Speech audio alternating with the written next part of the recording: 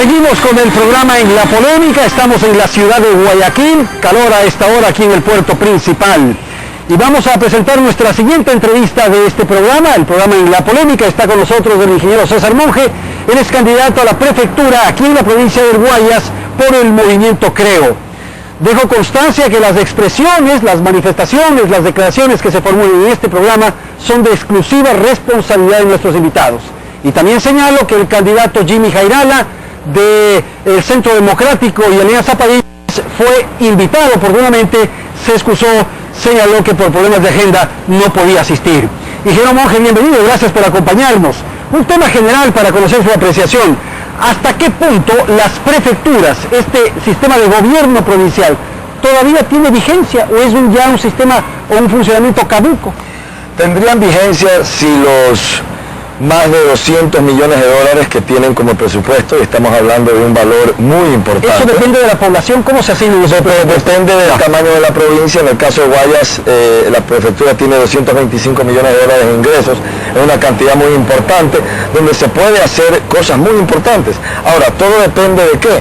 Si es que existe una prefectura que invierte cada centavo en la población, si es que existe una prefectura con una administración correcta que se asegura de que en el proceso de contratar y hacer negocios no hay lleve o trague, la influencia va a ser muy buena. Pero para eso hay instancias de control, para eso hay la Contraloría, para eso hay las instancias de fiscalización, en el propio Consejo, supongo. El problema es que cuando la Contraloría, como hablaba hace unos días el Contralor Carlos Polit, hace su trabajo y detecta indicios de responsabilidad penal por sinvergüencerías que suceden y perjuicios que suceden de millones de dólares en contra, por ejemplo, de la provincia de Guayas, y esto se remite a la Fiscalía, y la Fiscalía desde el mes de julio del año pasado no hace nada, cuando lo lógico es que si la Contraloría por escrito oficia a la Fiscalía y le dice: aquí en estos 36 contratos que firmó Jimmy Jairala en la prefectura de Guayas con una serie de empresarios hay indicios de responsabilidad penal,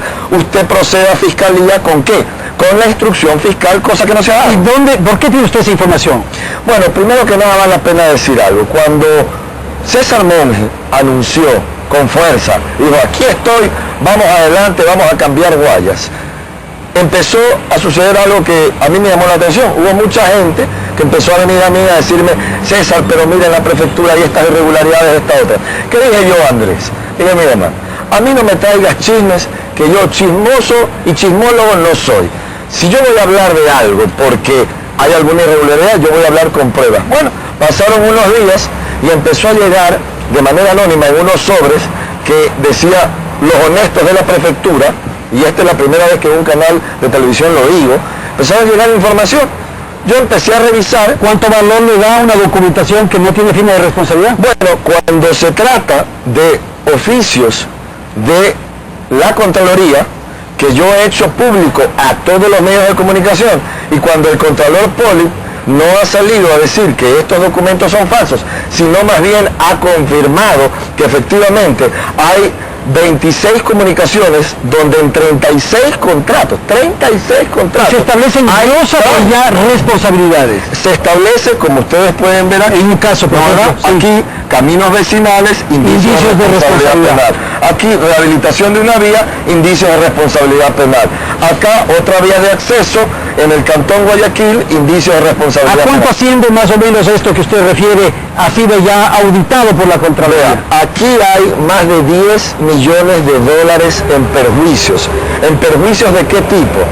Bueno, cobros injustificados de contratistas, pago por obras que no se realizan, pagos en exceso a contratistas. Escucha esto, Andrés: documentos falsificados para ganar negocios con la prefectura de Jairala, presupuesto de obras por encima del valor, uso de menos material que el que se paga y se contrata. Ahora, y una importante, esta la tengo que decir, es una importante, que según la Contraloría, la prefectura de Jairala no corrigió, y esto lo pone por escrito, luego de un examen especial, no corrigió las irregularidades de la administración social cristiana. Ahora, díganme una cosa, ingeniero, para el funcionamiento de una corporación como es el Consejo Provincial, se requiere que exista el cabildo, el consejo, el pleno, y esos consejeros están obligados a dictar leyes y a fiscalizar.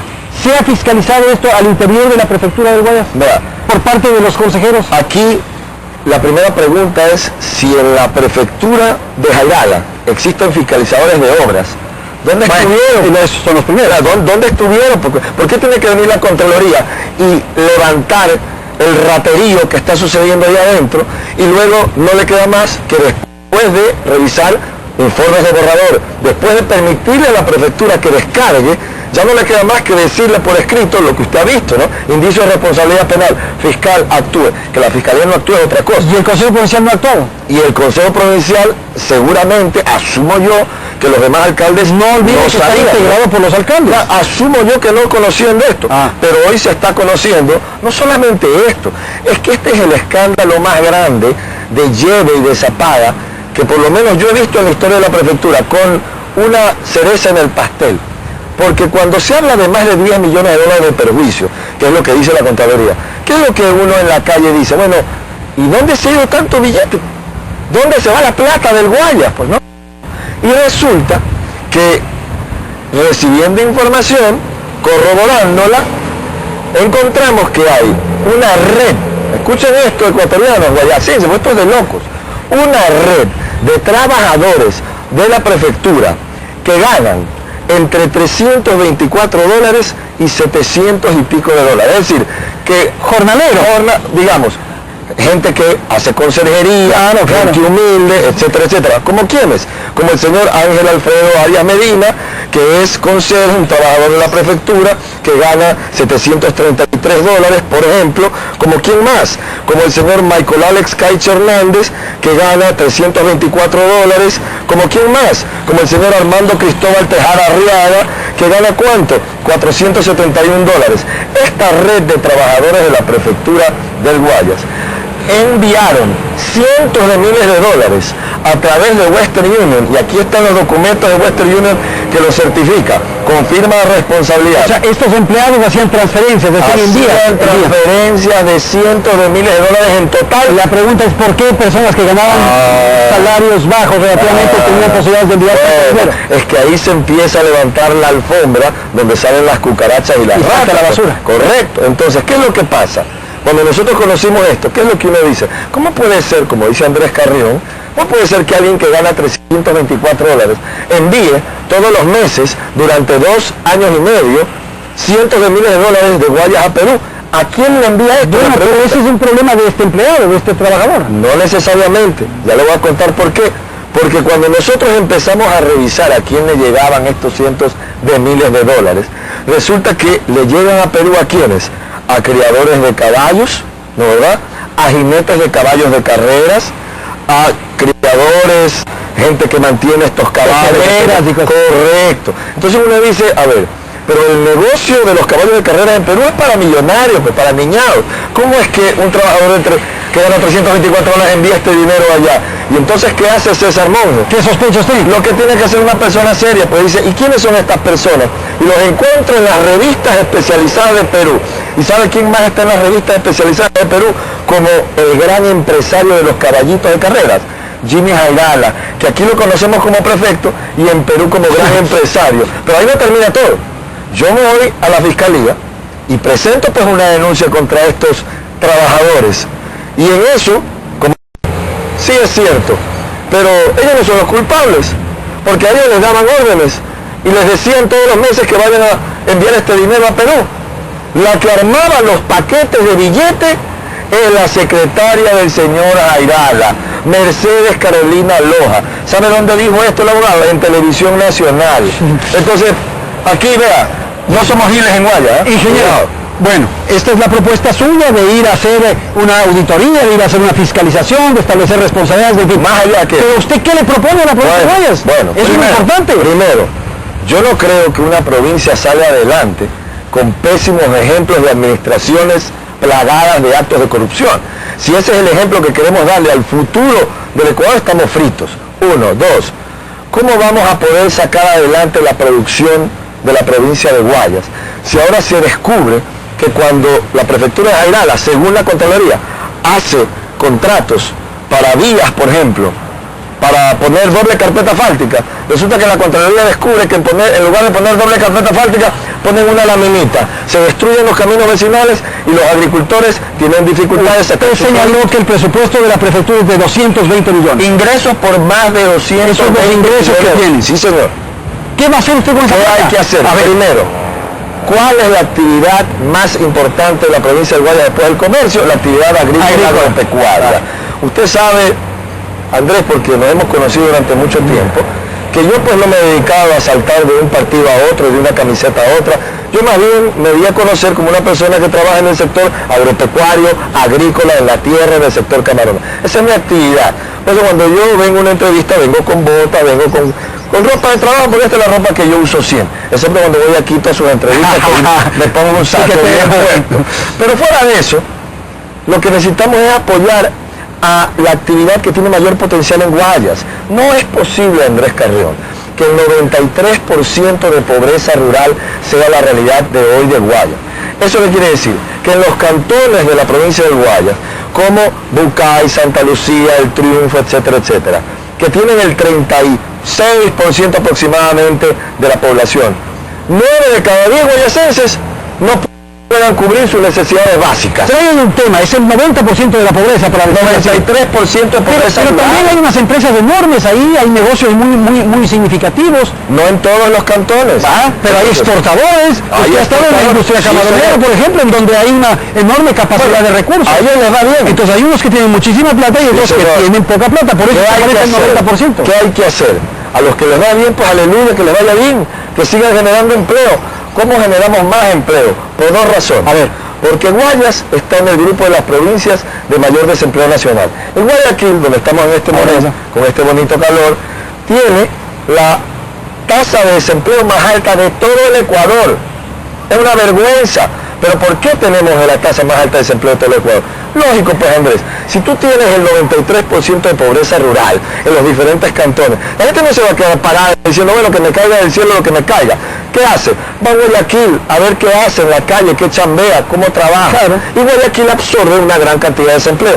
Hay que llevar el trabajo a esas poblaciones. ¿Cómo hacer eso para que esa población se quede ahí o para que muchos comiencen a migrar nuevamente al campo? Con muchas de las propuestas que yo he planteado, 21 propuestas en 43 días. En el ámbito agrícola, en el ámbito productivo, infraestructura productiva para que los caminos vecinales, en vez de que una serie de vivos que hacen negocio con Jairala se lleve el asfalto, sean realmente de buena calidad. Caminos vecinales. Dos, la infraestructura productiva adicional. ¿A qué me refiero?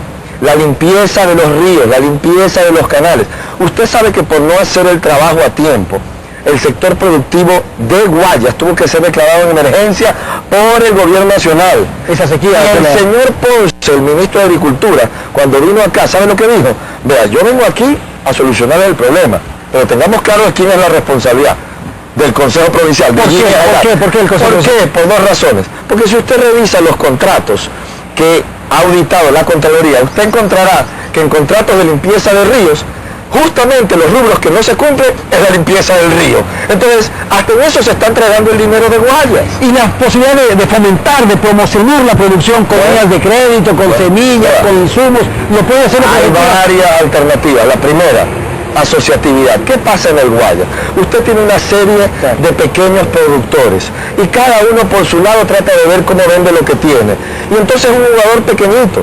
Pero si la prefectura genera una unidad de planificación donde ayuda a la asociatividad de varios pequeños, esos adquieren más músculo y cuando tienen que negociar con quien les compra el producto, pues se negocia un mejor precio. Por ejemplo, necesitamos mayor información. No hay información comercial libre que llegue de manera gratuita al pequeño y mediano para decirle, mira, hermano, así está el mercado. Y la idea sería formar cooperativas, asociaciones, darles capacitación, darles formación y estimularlas. A las que ya están formadas. Pensando en productos de exportación fundamentalmente. ¿Por qué no? Es que también en la propuesta que creo plantea está la creación de una unidad comercial que haga que, primero, trate de unir al pequeño productor con el gran comprador, para tratar de evitar lo que está en la mitad, que es el intermediario, que no hace nada y se lleva el pedazo de la tajada más grande de la producción. Yo esto lo sé porque yo lo he vivido, yo soy agricultor hoy en día, yo sé que esto es difícil. Entonces, eso uno. Dos, también, ¿por qué no? ¿Por qué no coger los ejemplos de otros países latinoamericanos? Que vía asociatividad hay un ente que busca con digamos, contactos en el exterior, compradores de alimentos en el exterior, que pueden hacer un nexo directo con un grupo de asociaciones productivas de alimentos básicos. Es decir, las ideas sobran, lo que falta es las ganas y la honestidad. Y para esto se necesita, para que estos campesinos, estos agricultores que necesitan este apoyo, esta asistencia, puedan emprender adecuadamente, se necesita también tener un escenario, un ámbito de tranquilidad, de paz, de seguridad. ¿Qué pasa en los campos de la provincia del Guayas? ¿Hay seguridad? ¿Cómo va a haber seguridad en un sector de la provincia de Guayas, es decir, los cantones rurales, donde usted tiene 93% de pobreza? Ojo, yo no estoy diciendo que el que está chilo se vuelve ladrón, no señor. Pero la primera seguridad que necesita un ser humano es saber que al día siguiente tiene que comer, que puede tener a su familia junta, que sabe cómo va a comprar las medicinas. Por eso es que el primer eslogan que nosotros lanzamos en esta campaña, Andrés, fue camello, no caballos. Y la gente decía, Mone, pero ¿por qué no te gustan los caballos, hermano? Son lindos los caballos. Yo decía, sí, son lindos. Pero lo que necesita Guayas es empleo. No estos letreros con caballitos pintados por todos lados diciéndonos que todo está bien. Y ahora no me ha quedado otra que cambiar el eslogan. ¿Cómo es? ¿Ya lo cambié? ¿Cómo es? Camello, no ratas. Porque hasta los camellos estas ratas se las llevan. Ingeniero, ¿qué ocurre con ciertos rubros que podrían ser competencia de los consejos provinciales, en el caso de la prefectura del Guayas? El tema del turismo, por ejemplo.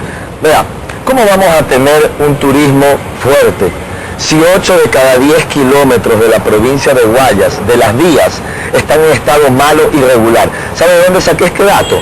De la prefectura de Guayas, de un estudio que ellos hicieron. Entonces, si los caminos secundarios de la provincia de Guayas, no los que maneja el gobierno, porque aquí se nos quiere hacer creer que estas vías del Ministerio de Obras Públicas son de la prefectura, no es así, pues, ¿no? Pero como la gente no sabe, a veces se confunde.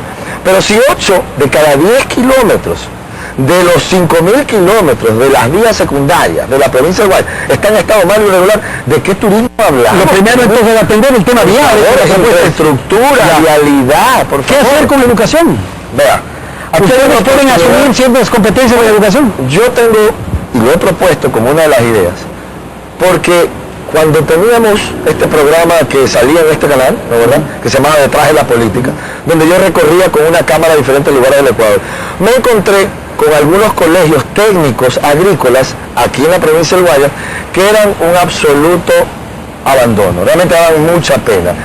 ¿Y para qué estaban esos colegios? Estaban ubicados en zonas agrícolas para generar la mano de obra calificada. O sea, la concepción era buena, dice usted. Muy buena.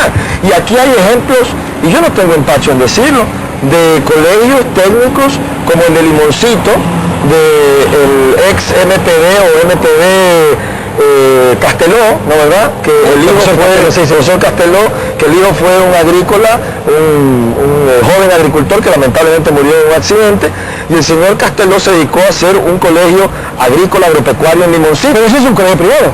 Es privado, es correcto, pero recibe fondos, recibió recursos del Estado. Entonces, yo me encontré con todos estos colegios cuyo concepto es espectacular. Pero hay que invertirles, pues, señor, y también hay que invertirle en la actividad agrícola para que podamos formar buenos agricultores que quieran ir a la actividad. Entonces, aquí hay que trabajar en ambos frentes. ¿Qué hacer en el tema salud? ¿Es una opción que también la prefectura puede emprender? Yo le digo lo que pasa en el campo, en la parte que a mí más me preocupa, porque en la ciudad hay alternativas, malas o buenas hay alternativas.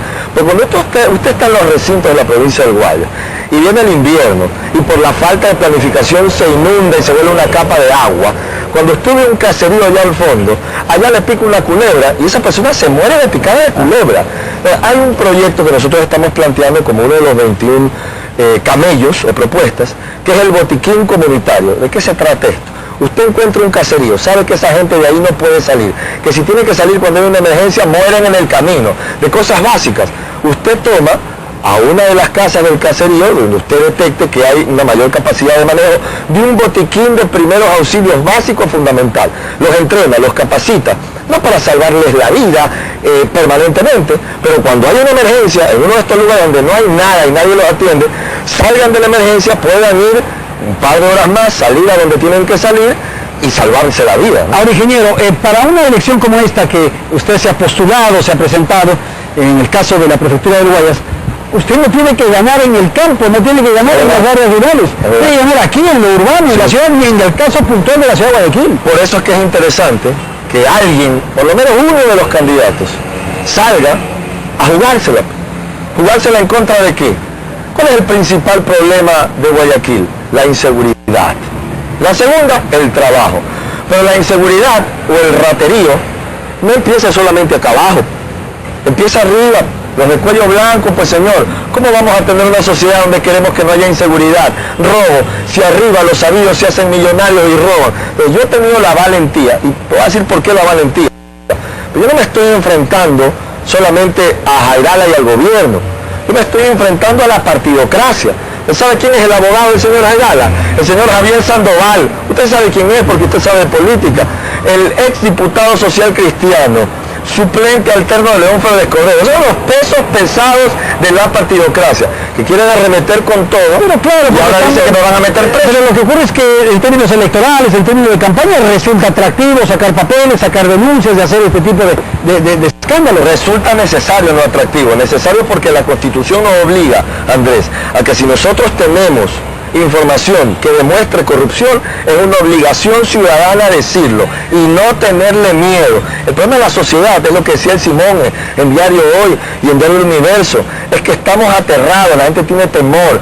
Yo no les tengo miedo. Yo voy a combatir la corrupción para dar ejemplo de que no podemos dejar que nos combatir la corrupción para ganar las elecciones, no porque le interesa resolver los problemas de... Yo voy a combatir la corrupción porque es una obligación constitucional. La gente me pregunta, monje, ¿pero por qué no dijiste nada de esto antes? Sencillo, porque los documentos, que son los que uno debe utilizar para probar lo que dice, me llegan ahora. ¿Por qué? Porque la gente ve porque monje no le tiene miedo a que lo metan preso. Por eso yo le he dicho al señor Jairala de su gallada, que ha salido a tratar de atemorizarme. Conmigo se equivocaron, Andrés, pero yo no soy delgado. Yo no voy a salir a Miami a esconderme. Yo no tengo mansiones ni carros parqueados en otro país. Si yo tengo que perder mi libertad por defender los recursos del Guayas, que son los que necesitamos para salud, para educación, para vialidad, para dar trabajo, lo voy a defender. Y si me cuesta la libertad, pues me cuesta la libertad. Porque yo en este sistema politizado de justicia yo no creo. Pero usted es un Quijote solo en esta contienda, en esta opción. Fíjese que para la alcaldía de Guayaquil ustedes no tienen candidatos. Para otras dignidades en otros lugares del país tampoco tienen candidatos, de modo que es una proclama un poco en el desierto. Pues. A ver, vamos poniendo las cosas en orden. Solo no estoy. Si tenemos una organización de 2 años de vida que logró el 23% de la votación con Guillermo Lazo. Es decir, hay pocas organizaciones que a los 24 meses estén donde está, creo. Y lo digo a mucha honra, no lo digo con petulancia. No. Sino que nos hemos fajado para construir, creo. Y conmigo hay mucha gente que no sean tan conocidos como César Monge, que salía en televisión con Andrés Carrión. Bueno, está bien, pero eso no significa que no hay más gente. 1, 2.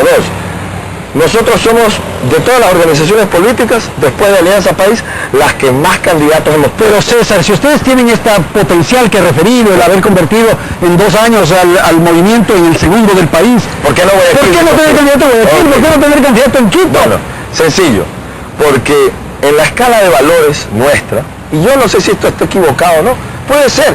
Yo lo que digo lo digo del corazón porque lo siento, no digo que sea la verdad absoluta ni que yo tenga la razón de todo lo que digo, pero hay una realidad.